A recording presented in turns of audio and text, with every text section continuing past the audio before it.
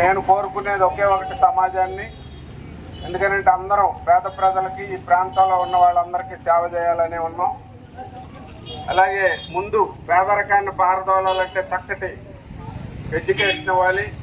దానికి సంబంధించిన ముఖ్యమైన వాళ్ళందరూ కూడా ఎంఈఓలు వీళ్ళందరూ కూడా మన వేదిక మీదే ఉన్నారు. మన గ్రామం నుంచి ఈ ప్రాంతంలో మరి ప్రభుత్వాల నుంచి కూడా, అలాగే కూటమి ప్రభుత్వం ప్రధానమంత్రి గారు కానీ, ముఖ్యమంత్రి గారు చంద్రబాబు నాయుడు గారు, అలాగే పవన్ కళ్యాణ్ గారు, లోకేష్ బాబు గారు కూడా రాజ్యాంగ నిర్మాత ఏదైతే నిర్దేశించారో ఆ రోజు దానికి అనుగుణంగా గ్రామాల నుంచి పట్టణాల వరకు కూడా అన్ని అభివృద్ధి చేయటం, అలాగే వాళ్ళ ఎడ్యుకేషను ఎలిమెంటరీ స్కూల్ నుంచి హై స్కూలు, కాలేజీల నుంచి మోడల్ డిగ్రీ కాలేజీల వరకు మీ అందరి ఆశీస్సులతో మరి అంబేద్కర్ గారి ఆశయాల ప్రకారం ఈ ప్రాంతంలో ఉన్నాయి.